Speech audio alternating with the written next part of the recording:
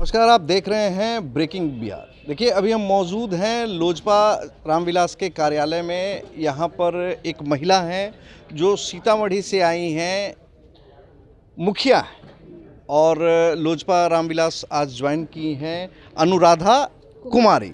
अनुराधा जी सीतामढ़ी से चलकर आई हैं अपने समर्थकों के साथ, वर्तमान में मुखिया भी हैं। लोजपा रामविलास ही क्यों?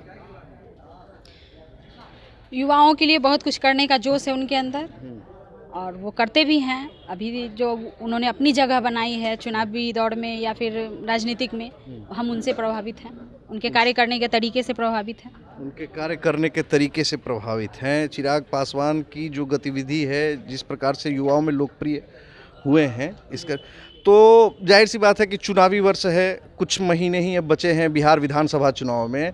तो क्या माना जाए कि अनुराधा कुमारी जो अभी वर्तमान में मुखिया हैं, उनकी भी ख्वाहिश है रुन्नी-सैदपुर विधानसभा लड़ने के लिए?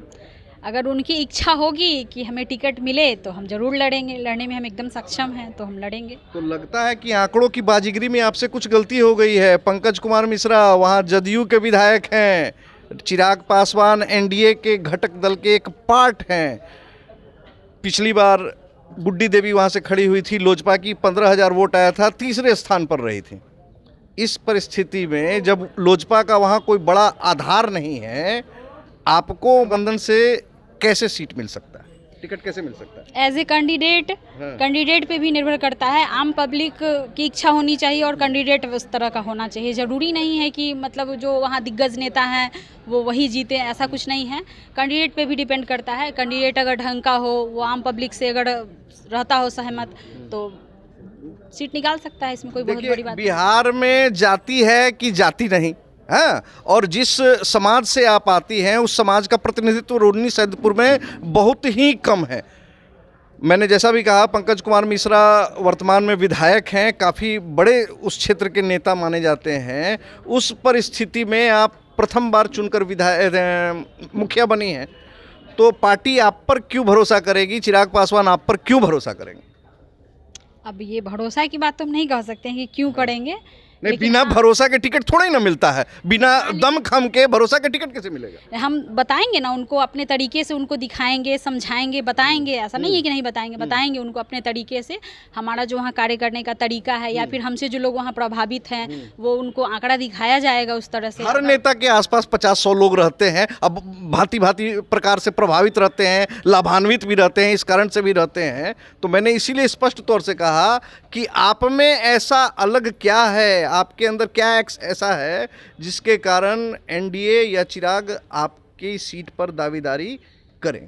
देखिए, इस बात का जवाब तो हम नहीं दे सकते हैं ना, ये तो लेकिन आम प्रयास पब्लिक, है। हाँ, ये तो पब्लिक देगी ना कि हम कैसे नेता हैं। ये तो आपको पब्लिक से जानना होगा कि हम कैसे नेता हैं।